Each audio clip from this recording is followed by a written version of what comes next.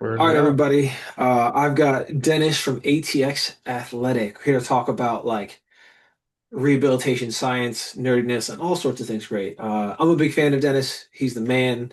But I would spoil and or ruin any other introduction that I would give him. So Dennis, please introduce yourself because I don't want to spoil nothing.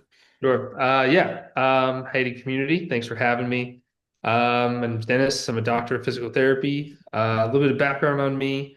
Graduated with a degree in exercise science from Rutgers in 2012.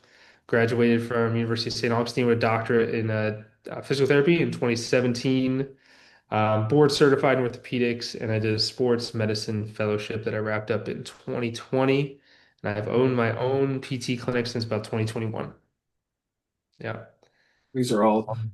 for anyone who doesn't know, all of those are like those are really big. So as a someone in a very similar field, those are huge feats. Like you kind of just spouted those out like it was like normal, like I've owned my own clinic, I've done this, I've done that, it's no big deal. No, these are everything he said is big, for everyone watching.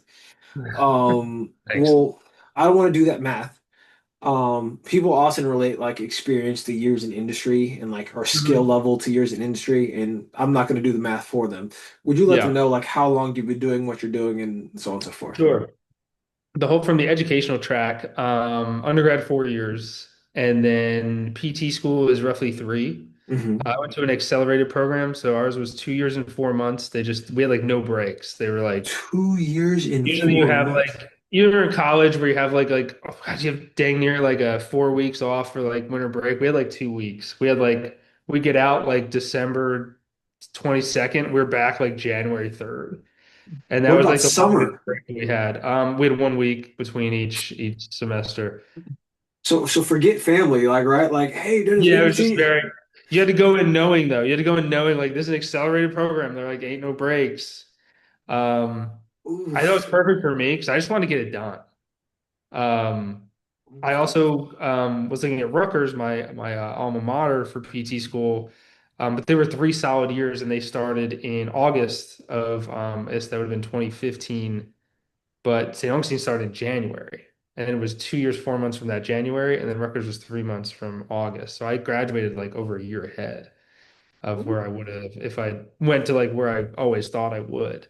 And I met my wife in the program, so that's a positive. Every time I talk about this, my wife's like, "And then you met me." So she's also a PT. So Did um, Casey also do the accelerated program and the normal program? she did, yeah. She was like Casey was.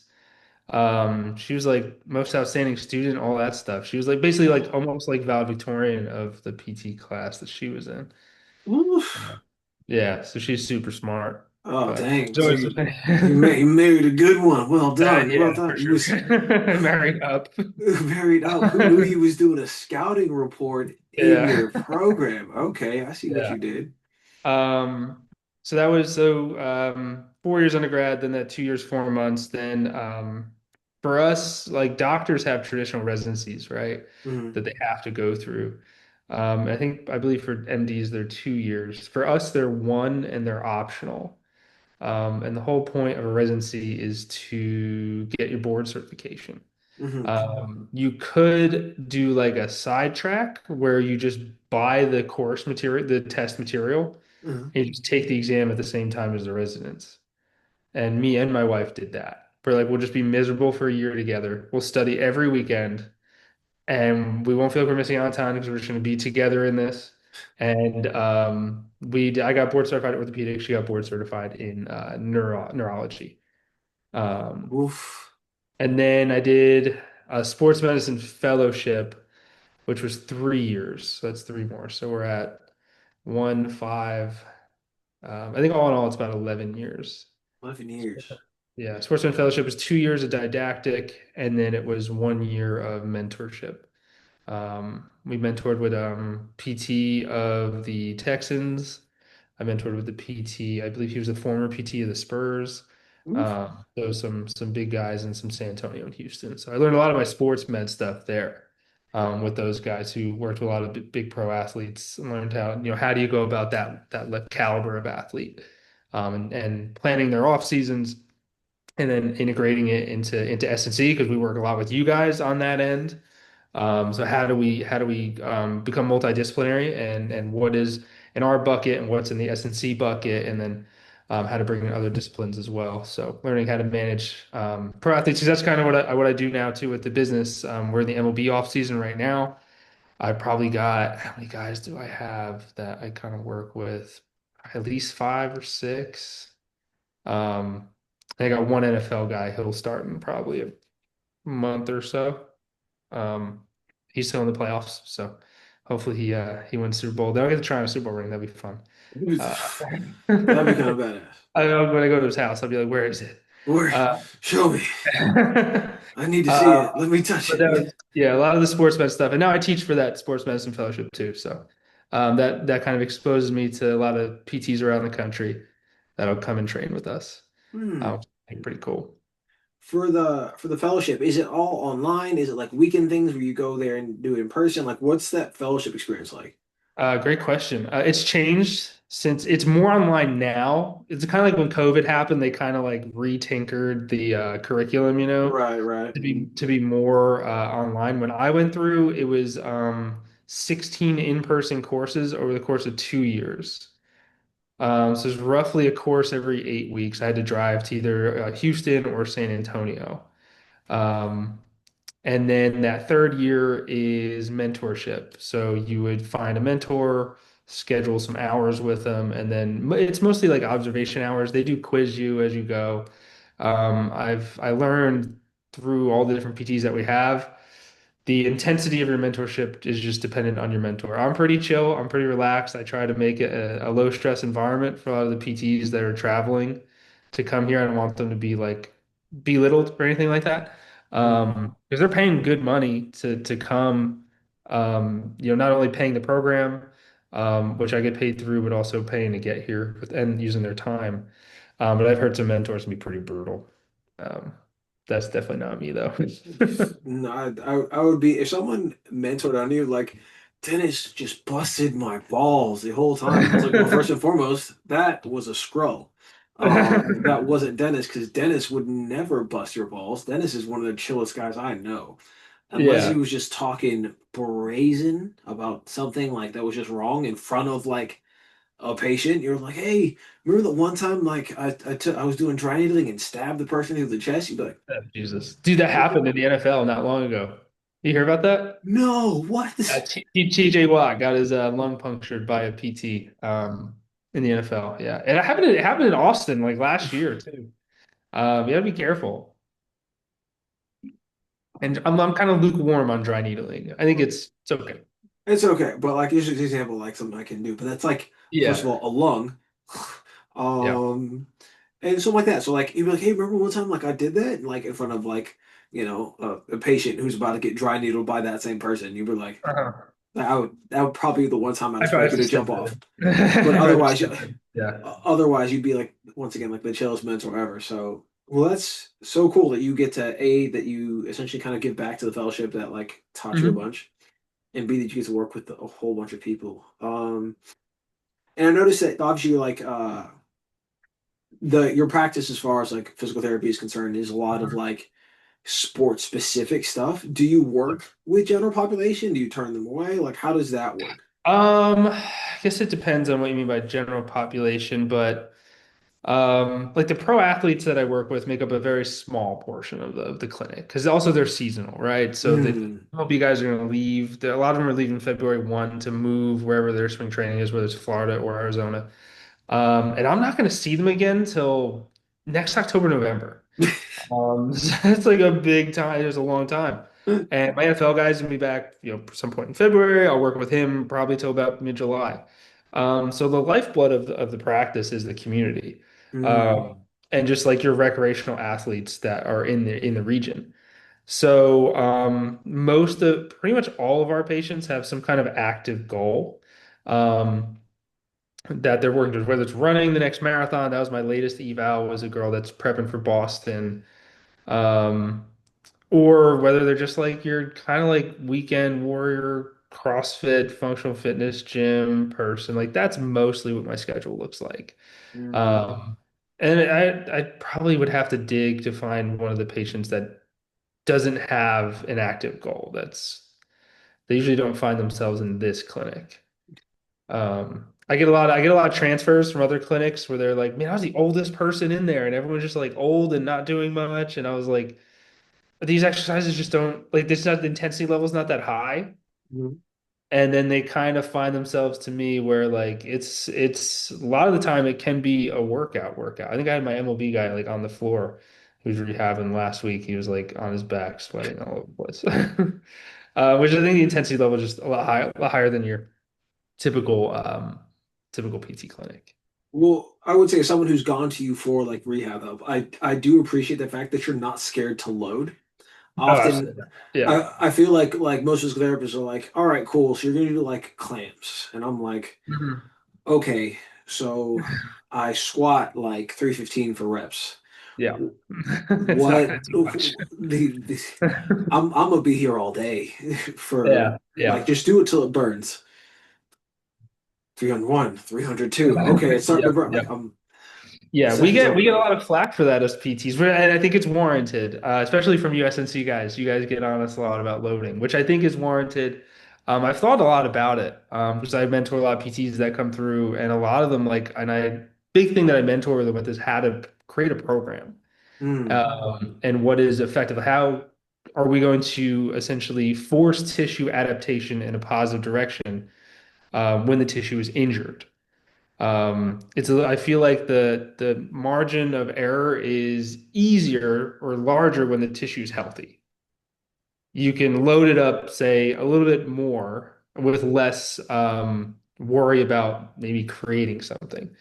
But if there's tissue that is confirmed damage, like a tendinopathy or a muscle strain, I feel like the we have to thread the needle that's a little bit narrower of a load window. mm. Because if you don't load enough, nothing, you're just not doing much, just burning calories. Uh, Junk volume. That's what we call that. Junk volume. yeah, yeah. And then but if for us, and I think this is where some PTs kind of tend to overcorrect, if we load too much, then the tissue gets aggravated and they get an acute flare up. And some patients can get pretty upset. And then they can sometimes finger point a little bit of like, oh, you know, it's kind of worse and stuff. And then we feel bad, right? Even the patients that come in here, we want anyone to get worse. So then we're like, oh my gosh, like let's turn that volume all the way down. And then we end up underloading. And then I feel like it cascades into the next patient after that. So the next Um, patient comes in and like, oh, you know, my shoulder hurts. And you're already in the mindset of like, dang, I kind of pissed off that last person's tissue. Like, I'm just going to be more conservative on this athlete as well. Um, so I do try and say pre-frame some of my athletes like, we're gonna load this bad boy up, and I'm pretty good, but no one bats 1,000. So if if it gets upset at the amount of load, we will take it down a bit. Um, so I think that's where like pre and post testing helps a lot, and just keeping open line of communication during the session. Like, how is it feeling? Where's your pain level? mm, Some pain is okay. We don't have to lean away from everything that hurts. But I try and give them, you know, some subjective ratings, and that way I can avoid that some more. But a lot of PTs that I mentor, yeah, they're not great at the whole loading thing.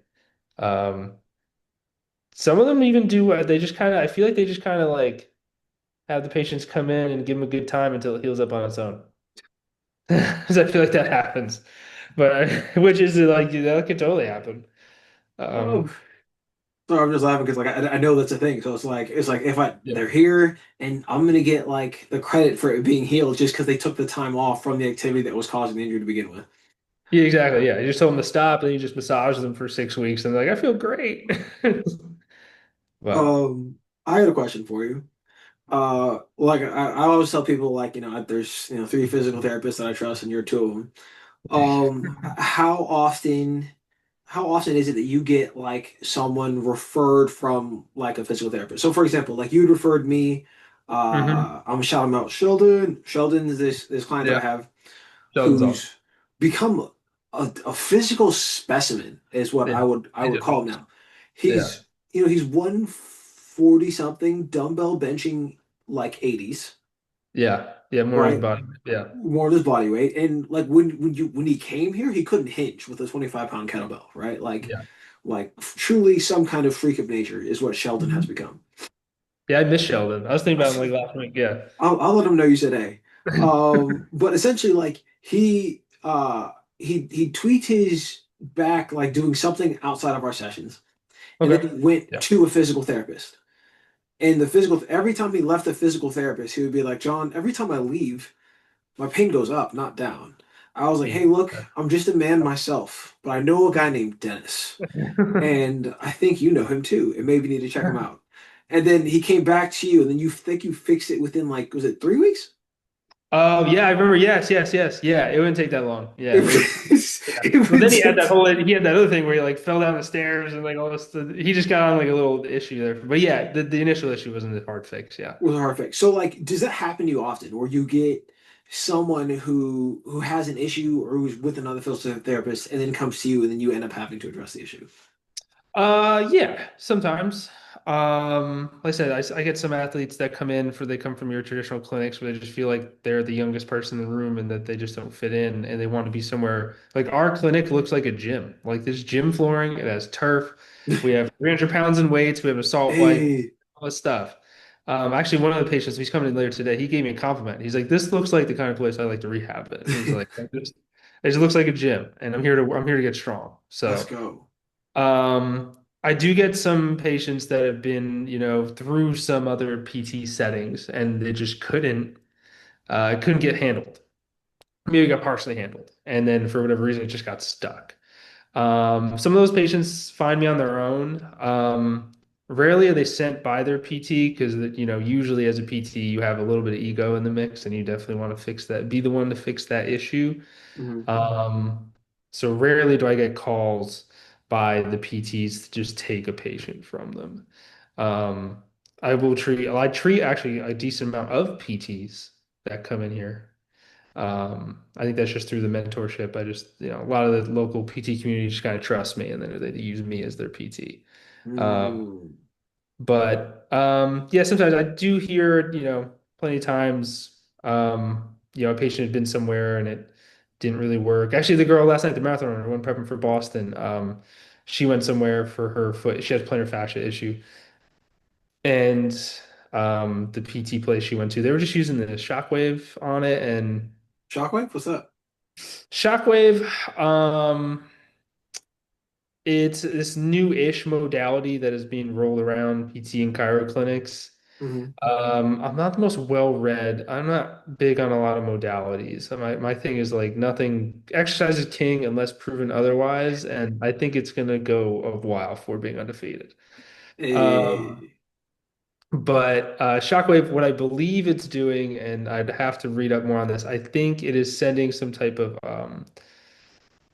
wave, I don't know if it's sound wave or something, to try and enhance tissue healing. And I heard it might even disrupt some of the nerve endings a little bit.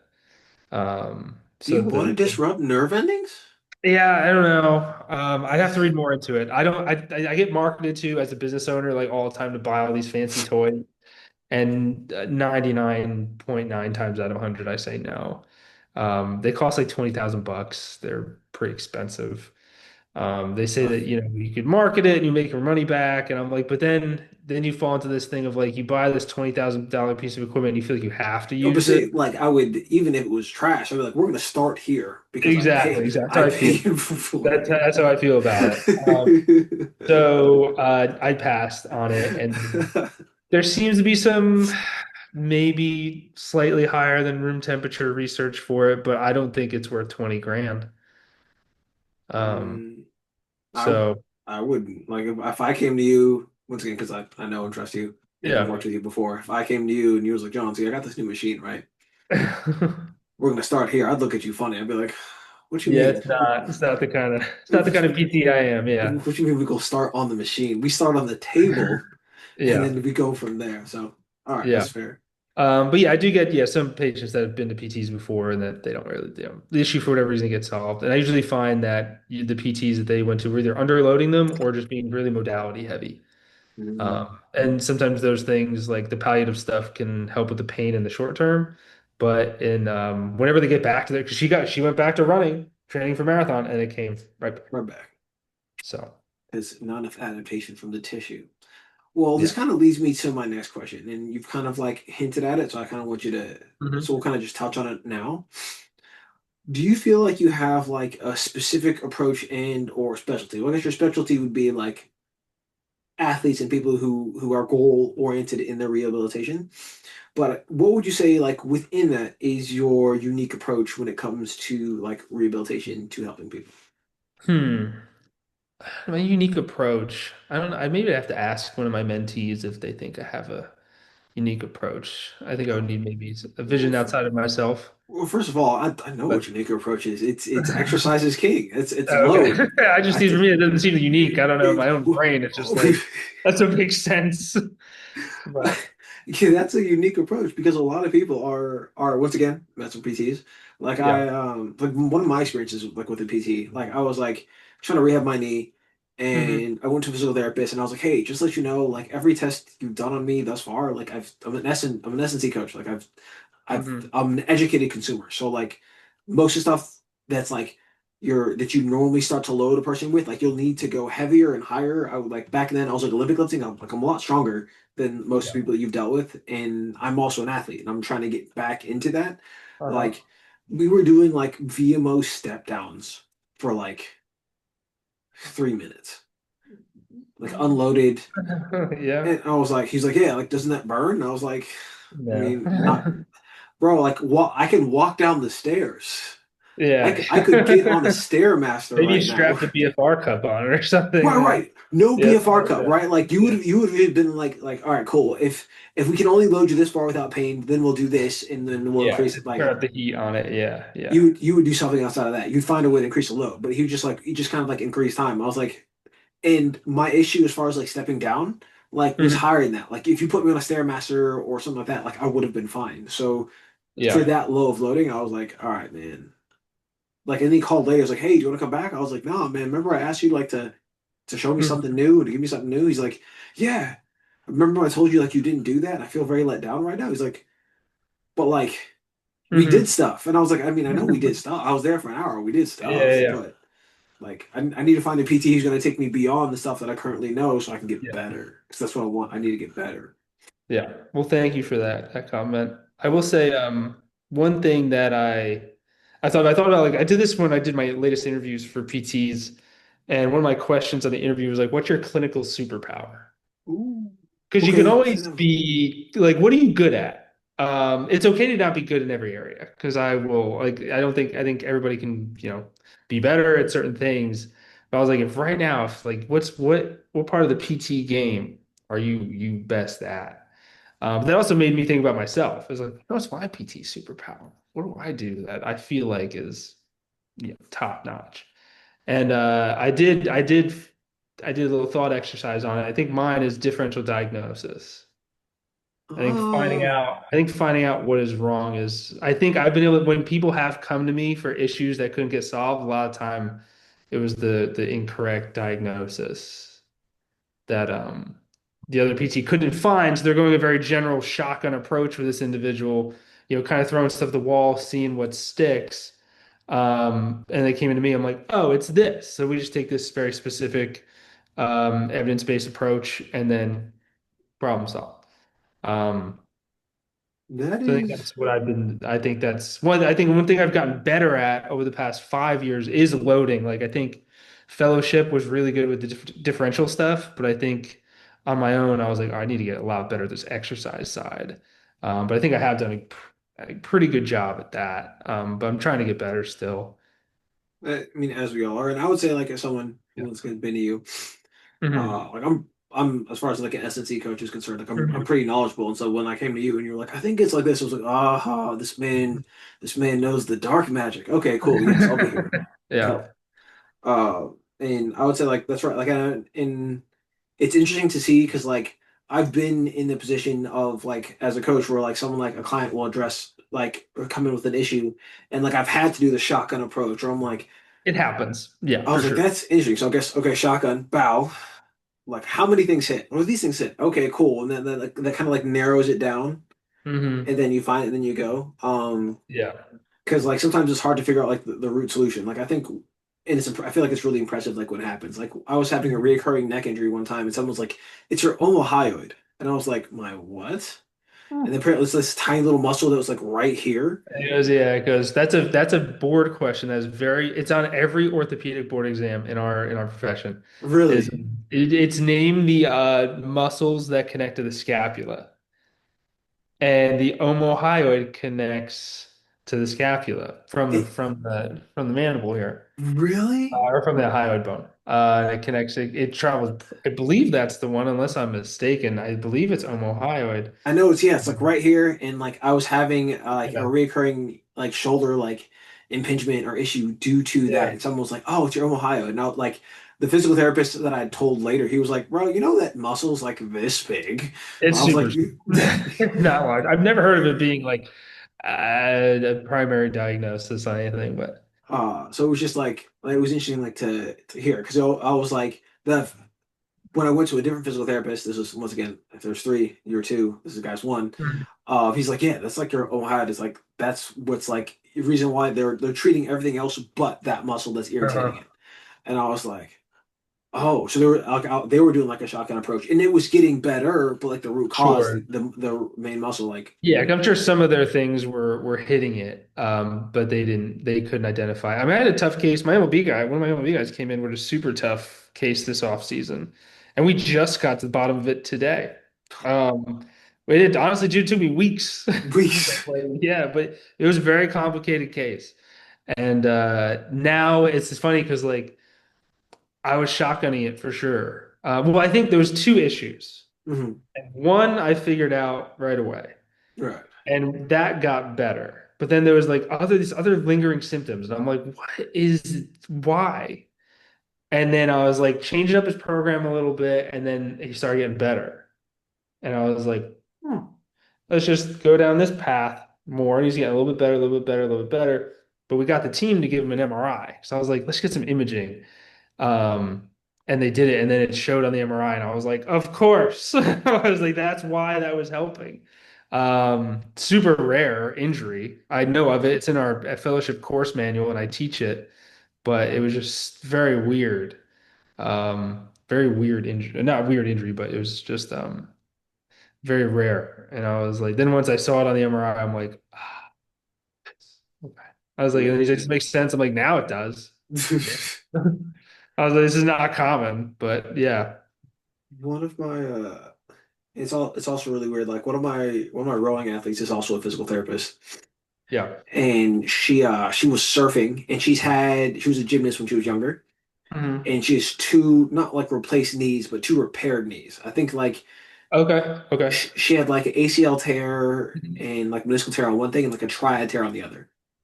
Okay, yeah, um and I was like, how did this happen? She's like, well, it was a young gymnast, and I kept, and you land on the same leg over and over and over again, so then it tore. They're like, yeah. I got an idea, just land on your other leg. Wait. And then she tore that one. So I was like, that's not a solution. Oh my gosh. It's not a solution. So with these two repaired knees, she was out surfing with her kids out in Hawaii, Yeah. and she was getting up, and she was like a pop. And Yeah. I was like, please don't tell me you popped a repaired meniscus, ACL, PCL, LCL, MCL. I don't know what's repaired in there, but like, Yeah. please don't tell me that's what happened. She was like, I don't know, I haven't had an image yet. And I was like, well, come in and we're gonna like obviously the strength stuff we're gonna do. We're gonna work out your body because you Mhm. row and you need to get back Yeah. into rowing. But like the things that normally work, like we do, so we get blood flow to the area. We got to get on a cycle, like bike, Hmm. blood flow, very gentle, and then we're gonna do Yeah. some isoholds and positional work just to make sure that like to see like what happens and test and make sure you're not in any pain. And I was like, "Are you good? Can we ramp up pressure? Can we not?" And it was just like this not guessing game, but an interesting game of like it was weird because I was like, if your ACL was hurting, you couldn't, because I was making sure she was applying force into me. I was like, if your ACL is hurting, you couldn't apply this much force into me. So this is weird. Are you sure you think you popped your ACL? She's like, Yeah. well, it feels unstable. Got the imaging back today from the MRI because this is the all tell, right? This is Mhm. your like this is there's no longer a guessing game. She's like, I popped Yeah. scar tissue. I was like, oh my Oh, there you goodness, go. That's good. That's a good thing. Yeah. that's a good Dude, thing. I was like, I've had it happen in session before. In session. That's Yeah, yeah, yeah, yeah. scary. No, it's yeah. The first time it freaked me out, but like it's common with total knee replacements Really? because they get real stiff, and then you're working on flexion's always more limited, and it's happened probably like three times to me where like you're doing some knee bending with some overpressure manual work, Hmm. and you get to the end range, you try to push it just a little past and come back, and then you push in, you hear, or like it's more like a Velcro sound. And then it goes further like immediately. Like you gain like 10, 15 degrees like immediately. And then you're scared because you're like, I just break the prosthetic. And then they're nervous. It kind of hurts for like a second. And then they're nervous that you hurt something, but it moved further. And you both just have this like, oh shit moment. And you're staring at each other and you're like, I think it's fine. And you're like moving it more. And you're like, it moves better now. And then they're like, you think it's okay? And I'm What? like, uh, let's get on the bike and just see how it goes. And a lot of times you do get a little inflammatory response with that. Uh-huh. And then as soon as that clears up, like it's better than it That's was before. better. Yeah. In like 2 days, then they come back the next session and they're like, I feel better. They're like, I'm moving more and stuff like that. So, and they'll usually have an MD follow-up and then the MD looks at it and they're like, the prosthetic's fine, must have been scar tissue, nothing to worry about. And the quad's still working and the hamstring's still working. So, it's nothing there. So we're good. Yeah. Yeah. So that's hilarious because, like I said, that's thankfully it's never happened to me. I'd have a freaking nightmare if I heard It's if I scary when it happens, first time especially. Then after every time it's happened after that, I'm like not as scared. I'm like, hey, it's fine. It's actually a great thing. it's scar tissue. You're good. Yeah, yeah, Um, yeah. and this lady, once again, she was in Hawaii and she flew back, and so swelling probably like boosted up after like a Yeah, plane sure. flight. So that probably like did some attributed to why like she didn't feel better like faster. But yeah, like I was worried. I was like, please don't tell me. I was like, because you have a repaired knee. We don't need like a new Yeah. knee, right? We don't need a knee replacement. Please don't do this to me. Yeah, yeah. And then the inflammation caused the muscle inhibition. So then that would explain the instability. So that make total sense. Yeah. We worked on that too. I was like, so we're ISO. I was like, we need to get your. It was real funny because she was like, as we are doing this ice holds, like Hmm. her VMO and like the rest of her quad muscles were like starting to ripple. Yeah, yeah, And yeah. she was It's she was like she was like, huh? I was like, this is success. That much I know. yes, That means yes. activation. We're good here. Yeah. So that was like a funny ass experience. But no, if someone would scar tissue like in a session with me, like on like a, because I'm not gonna manipulate somebody, but Yeah. like, hey, squat a little deeper. I think you can do it. We do a little load and like the knees pop. I'd be like, no, Yeah. Yeah. You're like, no, no. Yeah, no. it's a little nerve-wracking the first time. Now I have a guy right now who's pretty stiff, and I'm like, I gave him a heads up on it. I'm like, dude, if we're doing this, because I'm being a little bit more aggressive than I usually am, because we're a little bit behind some Uh, medical complications after surgery, ran him behind, and I gave him a warning. I was like, listen, I was like, I'm gonna be a little more aggressive than I am usually, just because now we're on the clock. If we don't get motion back within a certain time frame, he has to go manip under anesthesia, where they knock you out, and then they just crank on that bad boy and tear up everything. And he doesn't want to do that. So like we gotta throttle it a little bit. But I told him I was like, hey, this has happened before. So if it happens, don't get nervous. And he's like, so he's aware of it. okay. Uh, At least so gave him a heads up. yeah, I mean, if it happens, you won't freak out. We would have the pop stare at each other like, Yeah. dude, we've got like maybe like 3 minutes left in Sure. this podcast episode. This has been amazing. I want to give you a chance to brainstorm. So one thing I let everyone do at the end of our podcast episodes is I let them choose what they want what they want the name of our session to be. Like, and it could be I think anything you want it to be really. It could be like, hey, ATS Athletic meets like empirical fitness. It could be uh PT should load. I don't know, whatever you want it to be, but Hmm. Let's think of a tagline for this one. Let's go clinical superpowers, John and Dennis. clinical superpowers. Done. I thought I you'd love like it. Right, that. writing that down right now.